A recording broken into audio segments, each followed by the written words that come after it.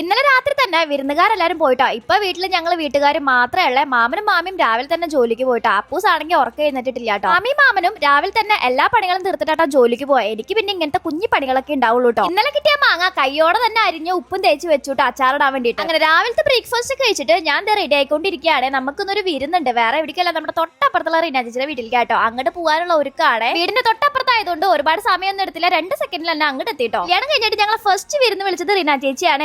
ഇതാണ് കേട്ടോ റീന ചേച്ചി. അമ്മയുടെ മെയിൻ കമ്പനിയാണ് കേട്ടോ. കൊള്ളിയും മീൻകറിയും ചിക്കനും അവേലും തോരനും പപ്പടവും അച്ചാറും എല്ലാം ഉള്ള നല്ല അടിപൊളി ഊണായിരുന്നു കേട്ടോ. ആണെങ്കിൽ ഈ പഴവും പായസവും പപ്പടവും കൂട്ടി കഴിക്കണത് ഒട്ടും ഇഷ്ടമല്ല കേട്ടോ. പക്ഷെ ഇവരെന്നെ കൊണ്ട് അത് കഴിപ്പിച്ചു കേട്ടോ. കൊല്ലത്ത് വന്നു കഴിഞ്ഞാൽ ഇങ്ങനെ കഴിക്കണം എന്ന് പറഞ്ഞിട്ട് ഇവരെന്നെ കൊണ്ട് അത് കഴിപ്പിച്ചു കേട്ടോ. പക്ഷെ ടേസ്റ്റ് ഉണ്ടായിരുന്നു കേട്ടോ. കുറച്ച് കഴിഞ്ഞപ്പോ അടുത്ത കപ്പിൾസ് ഇവിടെ എത്തിയിട്ടുണ്ട് കേട്ടോ. ഇവരെ കല്യാണം കഴിഞ്ഞിട്ടും 4-5 ദിവസമായിട്ടുള്ള റീന ചേച്ചിയുടെ റിലേറ്റീവ്സ് ആണ് കേട്ടോ ഇവര്. ഇവരാണെങ്കിൽ ഓരോന്ന് പറഞ്ഞിട്ട് യാമിക്കുട്ടിനെ കരയിപ്പിച്ചു കേട്ടോ. പിന്നെ അവള് ഞങ്ങളടുത്ത് പൊക്കോ എന്ന് പറഞ്ഞ് ടാറ്റ തന്ന് ഞങ്ങളെ പറഞ്ഞു വെച്ചിട്ടോ. അപ്പൊ അത്രയുള്ള ഗൈസ്, ബൈ.